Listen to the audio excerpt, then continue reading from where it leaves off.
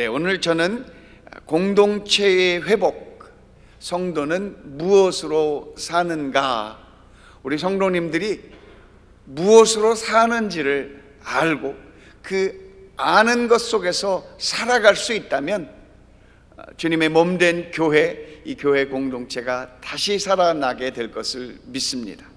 우리 성도가 무엇으로 사는지 그 길을 분명히 잡을 수 있다면 이 땅, 이 민족 다시 회복되어서 하나님의 기쁘심을 얻을 수 있는 나라와 민족이 되어질 것을 믿습니다. 성도는 무엇으로 사는가? 사실 질문입니다. 오늘 여러분들에게 질문한다면 여러분은 무엇으로 산다 말씀하실 수 있겠습니까? 여러분은 무엇으로 살고 계십니까? 늘 사람은 자신이 살아가는 습관, 자신의 익숙한 삶의 모습 속에서 자신이 드러나게 되어지는 것입니다. 우리의 행동, 우리의 말은 어느 날 갑자기 생겨지는 것은 아닙니다. 늘 생각하는 대로 움직이게 돼 있고 늘 말하는 대로 움직여가는 경향이 있는 것이 우리의 인간인 것입니다. 그러니 늘 준비된 삶으로 살아갈 때 위기 속에서 그 준비된 모습이 나타나는 것입니다. 준비된 모습이 있을 때 어떠한 도전이 다가와도 준비된 모습을 그대로 발휘하며 그 도전과 어려움을 이길 수 있는 힘이 되어지는 것입니다. 오늘 이 말씀을 통해서 우리가 무엇으로 살아가는지 우리의 마음에 분명한 길을 얻으실 수 있고 또 찾으실 수 있는 저와 여러분들이 되어주시기를 간절히 소망합니다. 오늘 우리가 함께 보는 성경 말씀은 에베소서입니다. 이 에베소를 향한 주님의 말씀 속에서 우리는 성도님들이 살아갈 길을 몇 가지로 살펴볼 수 있는데요. 저는 첫 번째로 우리 성도들이 살아갈 수 있는 길, 성도들은 무엇으로 사는가? 저는 이 에베소서에서 하나님을 향한 사랑을 보게 되었습니다. 하나님을 향한 그 사랑이 우리로 하여금 살게 만드는 것입니다. 나를 향한 그분의 사랑을 붙잡을 때 성도로서 의미와 가치를 얻을 수 있는 것입니다.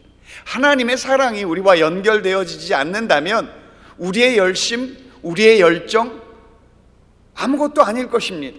하나님의 사랑이 내 안에 있지 않다면 내가 오늘 앉고 서고 오늘 이 예배에 참석한 것조차도 아무 의미가 없을 수 있는 것입니다. 성도는 무엇으로 사는가? 하나님의 주시는 사랑, 그 사랑을 받아 사는 것입니다. 그 사랑이 내 안에서 차고 넘쳐날 때 그것이 은혜가 되어지는 것입니다. 하나님의 사랑을 얻는다는 것, 그것은 곧 때를 따라 돕는 은혜를 얻는 것입니다. 하나님의 사랑을 받는다는 것, 그것은 위로를 얻는 것입니다. 하나님의 공급하심을 경험하는 것입니다. 내 인생 걸어가고 움직이는 그 삶 가운데서 하나님의 함께 하심을 발견하는 것, 하나님의 임재를 느낄 수 있는 것, 그것이 바로 하나님의 사랑을 경험하는 것입니다. 사도 바울은 오늘 그 에베소서를 그 하나님의 사랑을 향한 그의 기도로 출발하고 있습니다. 하나님의 사랑이 그 마음 가운데 차니 그 사랑을 가지고 사도 바울은 이 에베소 성도들을 향하여 중보 기도하는 것으로 출발하게 됩니다. 하나님의 사랑이 있어야 내 기도가 생명이 있고 하나님의 사랑이 내게 비친 바가 되어야 그 빛으로 내게 채워져야 기도할 때 그 기도가 힘을 얻어서 멀리 나갈 수 있는 것입니다. 하나님의 사랑이 아니고서는 누가 막으면 그냥 멈춰 설 수밖에 없는 것, 그것이 우리의 그 기도이고 우리의 신앙인 것입니다. 신앙이 아무리 좋다고 하고 기도 아무리 열심히 한다고는 하지만 내 안에 하나님의 사랑이 부어지고 그 사랑을 깨닫고 그 사랑에 감사하고 감격하고 감동해서 기도할 때 그 기도가 힘이 있어서 내 생각과 내가 구하는 것 이상으로 멀리 갈 수 있는 것입니다. 사도 바울은 이 에베소서에서 그 에베소 성도들을 향한 사랑을 담아서 기도하고 있는 것이죠. 지난주에 우리가 갈라디아서를 잠깐 살펴봤는데, 갈라디아서의 그 말씀의 그 톤이라고 할까요? 그 말씀의 이 전달되어지는 느낌은 상당히 강력했고 분명했고 엄중했다, 그렇게 볼 수 있습니다.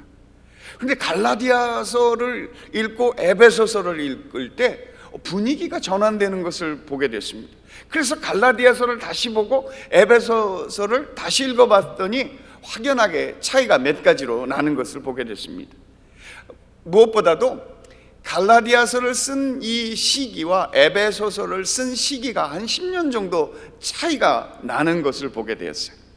갈라디아서에는 그 지역을 향한 그 사도 바울이 처음 복음을 전해서 세워졌던 교회였기 때문에 갈라디아 교회가 흔들리고 또 갈라디아 교회에 다른 거짓 선지자들이 들어와서 바울이 전했던 오직 그리스도, 오직 예수, 오직 그 하나님의 사랑, 이거 말고 무엇인가 열심과 열정이 그 그리스도를 대체하는 그 사실에 사도 바울이 막 요즘 말로 흥분했던 것 같습니다. 그러면 안 된다.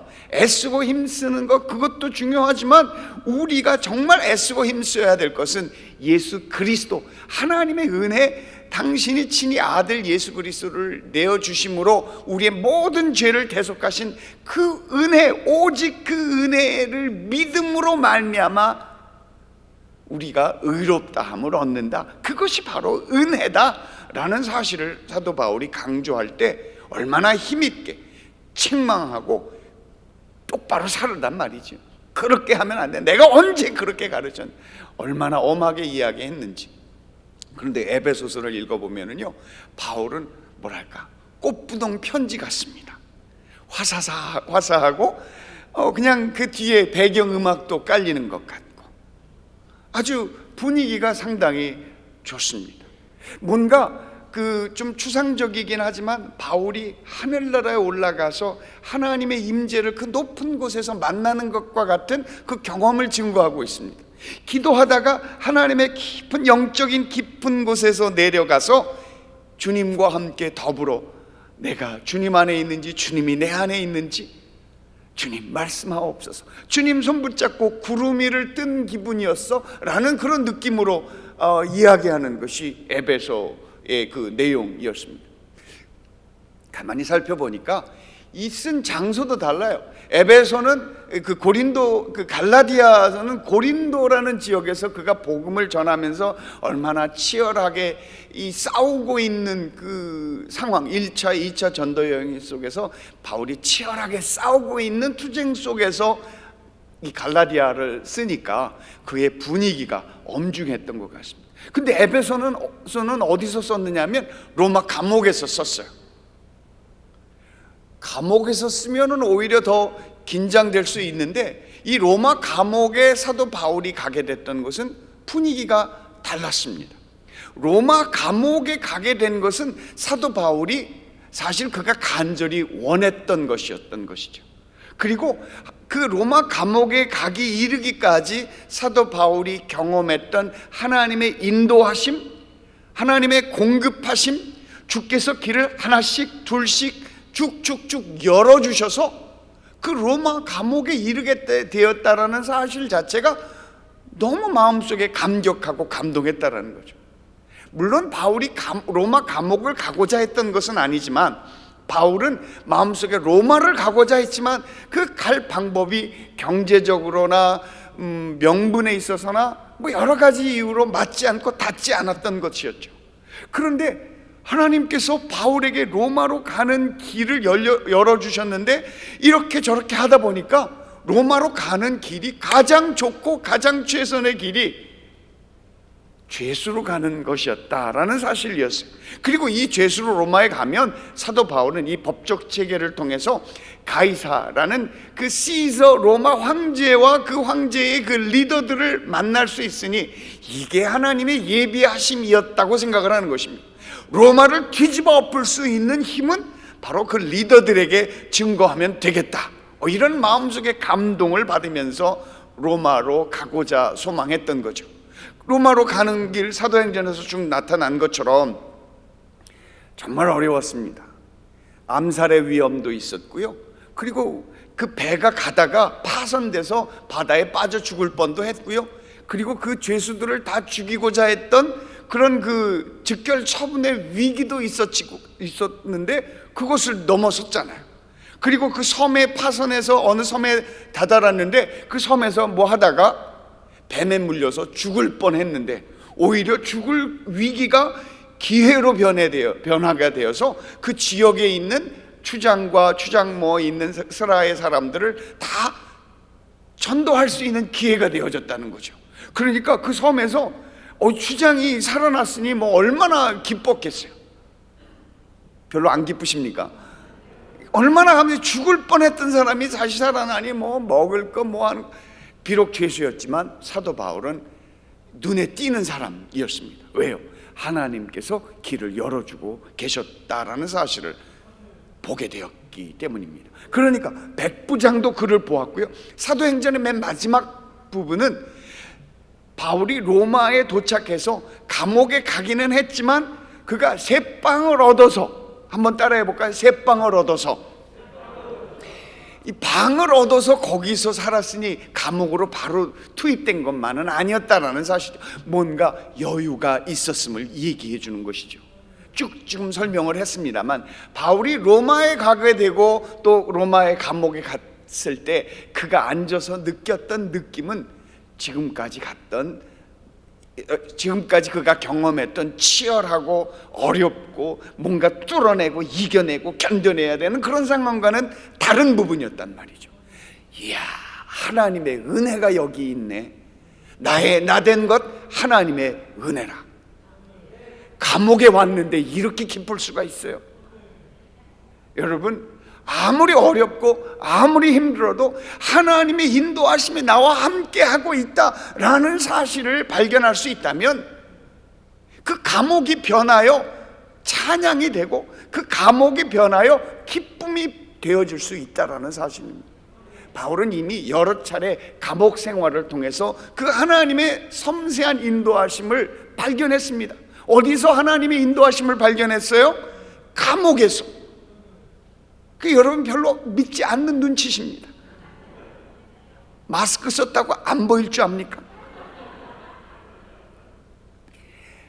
바울이 맨 처음에 갔던 감옥은 빌립보 감옥이었어요. 2차 전도 여행에서 그 마게도니아의 빌립보라는 지역을 갔는데 귀신을 쫓아내면서 그 동네 사람들의 마음에 분을 일으켜서 감옥으로 얼마나 많은지 40의 감한매를 맞고 뭐 하나 감한매를 맞았는지 하여튼 많이 맞고 착고에 발에 끼어서 저 바닥 밑으로 던져졌는데 거기서 사도 바울은 믿음으로 찬양했어요. 대산을 넘어 험곡에 가도 빛 가운데로 걸어가면 주께서 항상 함께 하심을 나는 믿습니다. 할렐루야 찬양하니까 그 밤에 얼마나 찬양을 했는지 찬양을 하다가 보니까 감옥에 지진이 나갖고 감옥 문이 확 열려지게 됐어요.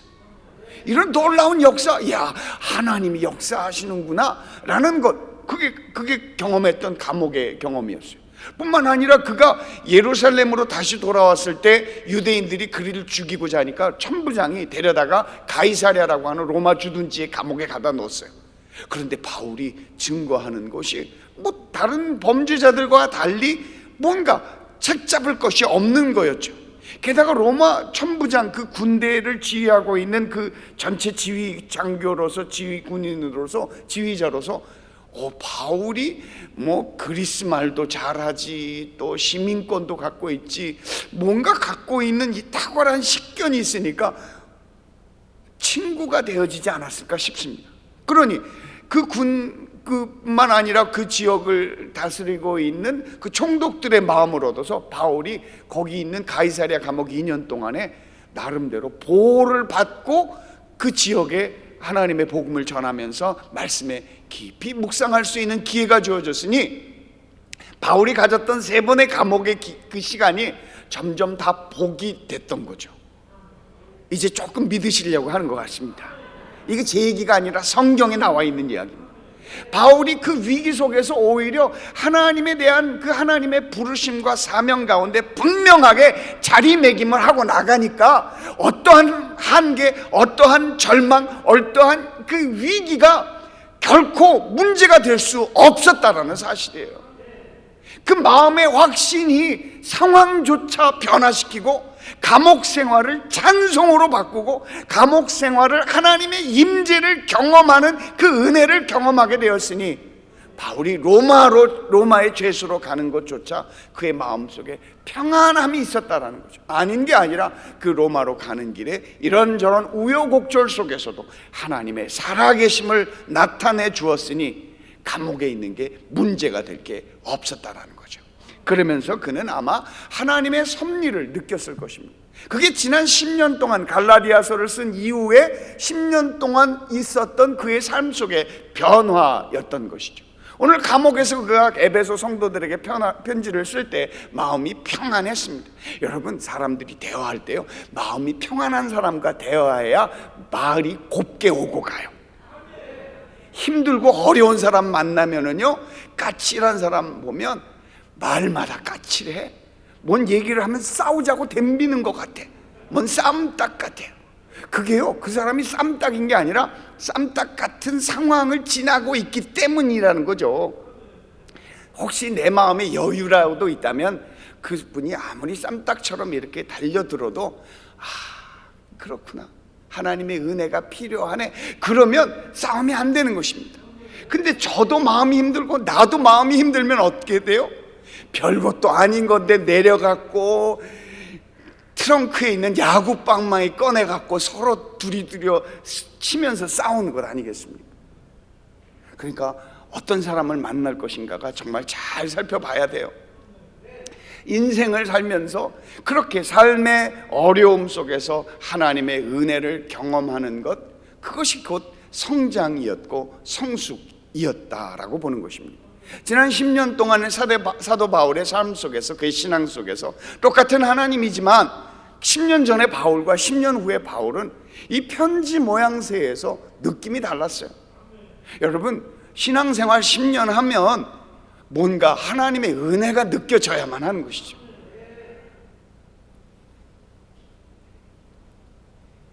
근데 하나님의 은혜가 느껴지기 위해서는 감옥을 한두 번 다녀와야 되지 않겠나 싶어요.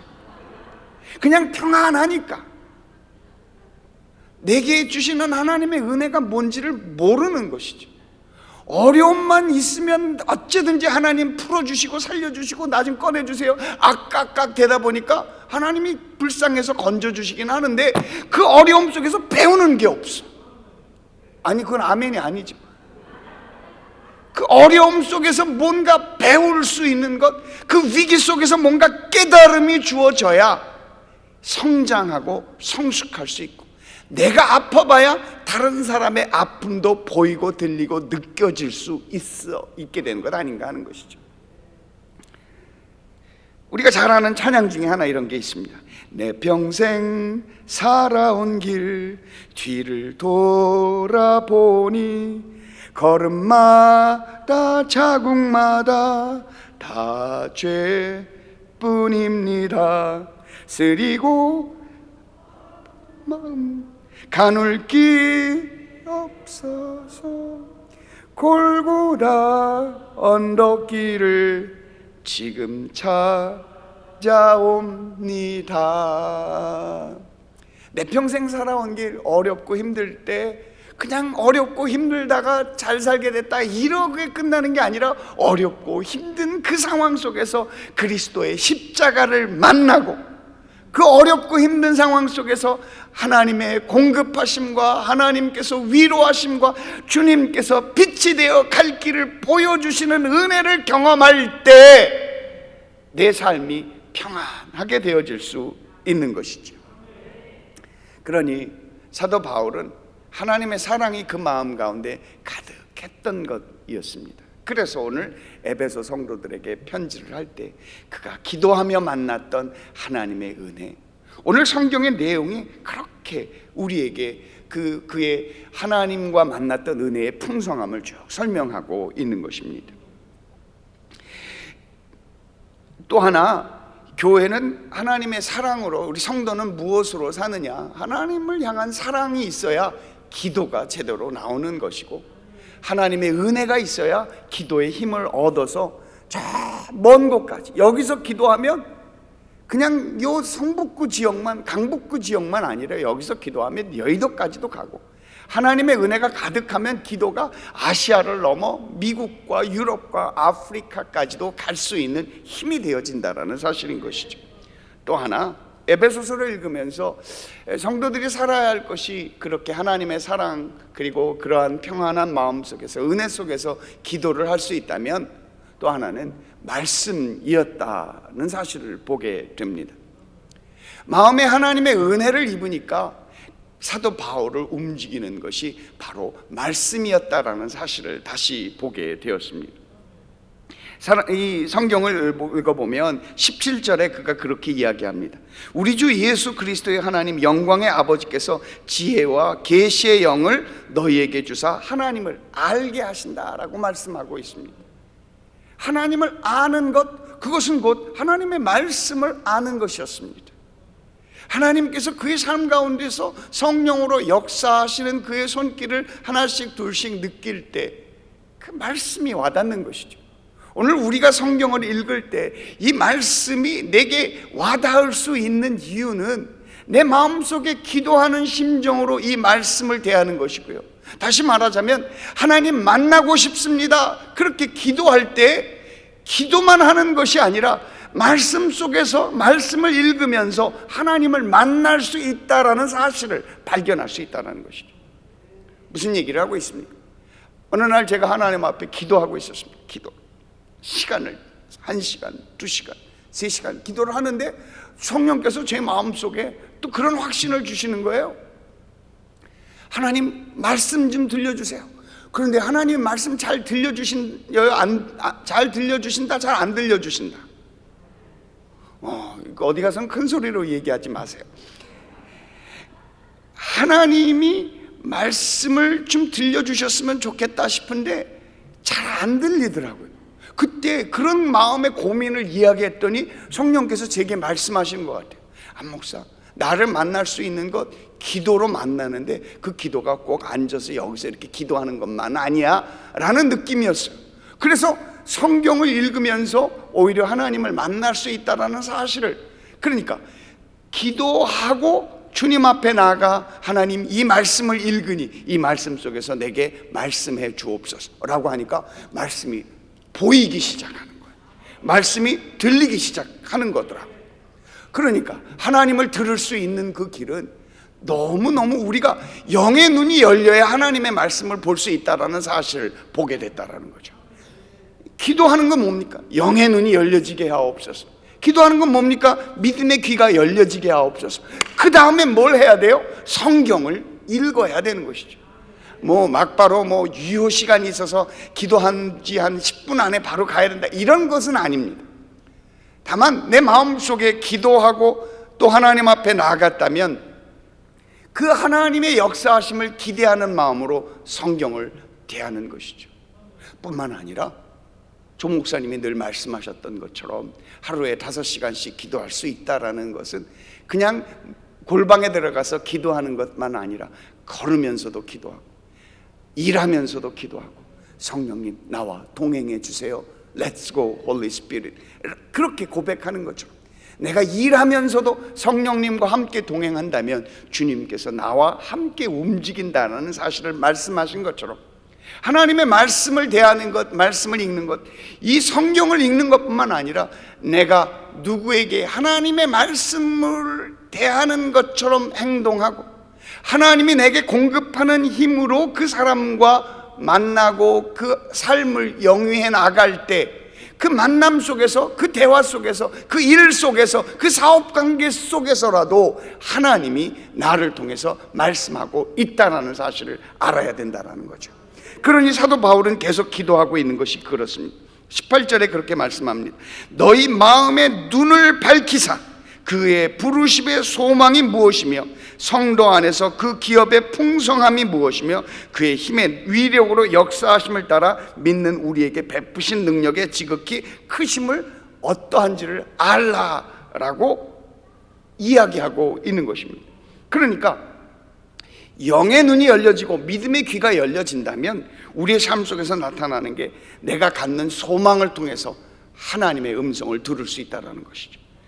기업의 영광의 풍성함이 내 삶 가운데 다가오는 것을 통해서, 또 베푸신 능력의 지극히 크심이 내 삶 속에서 나타나는 것을 통해서 하나님이 내게 말씀하시고 역사하시는 것들이 드러나게 된다라고 이야기를 하는 것입니다. 지난 달에 우리 이영훈 목사님께서 어려운 교회들, 상가에 있는 교회들, 개척교회뿐만 아니라 월세를 내는 것이 어려워하는, 사회적 거리두기 때문에 예배를 못 드리는 상황 속에서 우리는 성전이 크니까 이렇게 띄엄띄엄 앉아도 괜찮은데 성전이 그렇게 크지 않은 데는 띄엄띄엄 앉기가 어려운 것입니다. 그러니 예배를 안 드릴 수 없는 성도들이 모이지 않으면 흩어져서 구성이 안 되는 그 위기에, 그렇다면 월세를 대신 내자라는 그런 이야기 속에서 목사님이 1000개의 교회를 돕는 일로 했는데, 어떤 교구는 십시일반으로, 어떤 교구는 특별히 마음에 작정하시는 분들을 통해서 우리가 그렇게 돕는 일들, 저희 세성북 성전에서도 참여해서 그렇게 하나님의 일들을 이루어 나갔던 것이죠. 이러한 일들을 우리가 정말 영의 눈이 열려진다면 누군가 돕는 일들을 통해서 하나님이 내게 말씀하신다라는 사실을 발견할 수 있다는 것이죠. 하나님의 말씀, 성경을 읽는 것만이 아니라 내가 그 말씀 위를 걸어갈 때 그 말씀이 내 삶 가운데서 체험되어서 내 삶 속에서 실현되어서 나타난다라는 그것을 오늘 사도 바울이 얘기하고 있는 것입니다. 어떤 분이 선교에 쓰도록 저에게 이 후원금을 보내셨습니다. 그래서 이 후원금을 어떻게 쓸까, 선교지에 좀 도와줬으면 하겠다 싶어서 선교지를 찾는데, 우리 유럽과 미주 지역이 지금 어려운데 다음에 핫스폿은 아프리카다. 아닌 게 아니라 오늘 아침에 뉴스에도 남아공의 이 셧다운, 다 문을 닫으니까 가난한 사람들이 먹을 것을 구하지 못하는 것이죠. 미국도 그냥 나눠주는 음식을 받으려고 줄을 그렇게 길게 섰다고 하니까 아프리카도 그 특별히 가난한 사람들 만만치 않습니다. 인도도 많이 그렇게 사람들이 많은 지역이니 가난한 사람들 먹을 것이 없는 것이죠. 아닌 게 아니라 아프리카를 연락해 봤더니 셧다운돼서 다니질 못하니까 하루하루 근근히 벌어서 사는 사람들이 그것이 없으니 어렵고, 또 그렇게 예배를 못 드리니 목회자들도 어렵다라는 사실을 발견하게 됐습니다. 그래갖고 그게 마침 연결해서 저의 새로운 영의 눈이 열려진 거예요. 제가 선교사로 나왔지만 한국과 우리의 월세 대납하는 우리 주변의 어려운 사람들만 보다 보니까 저 멀리까지 못 봤는데, 그런 그 도움의 손길을 통해서 멀리까지 내다볼 수 있는 영의 눈이 열려진 것이죠. 후원을 했더니 감사함으로 사진을 좀 보내왔어요. 탄자니아에 여자 선교사님이 송게아 지역에서 저렇게 사역을 하고 계시는데, 저기는 그래도 시골이니까 그래도 괜찮답니다. 아직은.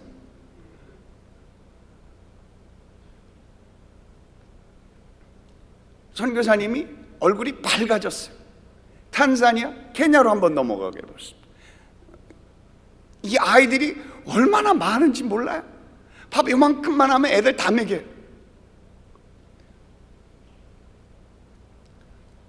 케냐입니다.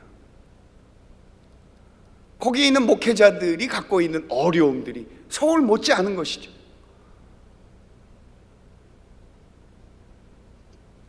환경이 너무, 날씨도 좋고 이러니까 굉장히 다 좋아 보이기는 하는데요, 실질적으로 어려움들이 있는 것을 보게 되었습니다. 여러분, 하나님을 만나고 하나님을 체험하는 것이 그 무릎 꿇고 하는 골방에서의 기도뿐만 아니라 하나님의 음성을 들을 수 있는 것, 성경을 읽으면서 하나님의 음성을 들을 수 있고, 성경을 읽으면서만 하나님의 음성을 듣는 것이 아니라 하나님께서 말씀하신 그 말씀을 내 삶 속에서 실천하며 그 말씀을 내 삶 속에서 살아가고 나누고 베푸는 그 말씀을 따라 살아가는 삶, 그 속에서 하나님이 내게 말씀한다라는 사실을 경험하게 되었던 것이죠. 에베소는 우리에게 그렇게 얘기합니다. 우리가 화평하고 평안하게 살 수 있는 길, 내게 주시는 하나님의 부르심과 사명을 깨달으면 가능하다. 그리스도의 풍성한 사랑과 능력을 얻을 수 있다면 편견과 판단을 넘어설 수 있다. 유혹과 욕심과 썩어져가는 구습, 옛사람을 벗어버릴 수 있는 길이 있으니 믿는 것과 아는 것에, 그리고 아는 것을 삶 속에서 실천하여 움직여 갈 때 비로소 믿는 것과 아는 것이 하나가 되어 옛사람을 이겨낼 수 있다라고 이야기하고 있고, 빛의 자녀로서 지혜롭게 사는 길이 무엇이냐? 서로 사랑할 때 그것이 가능하다. 서로 사랑하는 그 사랑을 통해서 하나님의 주시는 지혜를 얻고 빛의 자녀로 살아가는 힘을 얻게 되는 것이니 그것이 곧 말씀에서 길을 찾는 길이라고 에베소서 2장, 에베소서 3장, 에베소서 4장, 에베소서 5장, 그리고 에베소서 6장은 우리가 악한 세력, 우리를 죽이고 도적질하고 멸망하려고 하는 이 악의 영들에서 대항해서 싸울 길이 뭐냐? 우리의 삶에 전신갑주를 입어야 된다. 에베소서 6장. 우리의 삶의 그 필요마다 내 삶에 구해야 할 하나님의 화평함, 평안함, 내 삶 속에서 편견과 판단을 이기는 길, 유혹과 욕심과 그 욕망을 이길 수 있는 길, 지혜롭게 사는 길, 말씀에서 길을 찾을 수 있다라고 이야기를 하고 있는 것입니다. 사도 바울이 에베소 성도들을 향하여 그의 마음속에 그렇게 오늘 저희가 이야기하는 것처럼 성도는 무엇으로 사는가를 우리가 정리해서 얘기한다면 저는 두 가지를 얘기하는 것입니다. 첫째는 하나님의 사랑으로 사는 것입니다. 그 사랑이 있어야 기도에 힘을 얻게 되는 것입니다. 또 다른 하나는 성도는 무엇으로 사는가? 하나님의 말씀으로 사는 것입니다. 말씀에 길이 있는 것입니다. 말씀에 진리가 있는 것입니다. 말씀에 생명이 있는 것입니다. 그 말씀을, 그 길을 따라 걸을 때, 말씀을 밟고 말씀 위에 설 때 하나님의 생명, 그의 그 풍성하신 은혜가 우리의 삶 가운데 그렇게 뜨겁게 힘있게 평안하게 와 닿을 수 있다라고 말씀하고 있는 것입니다.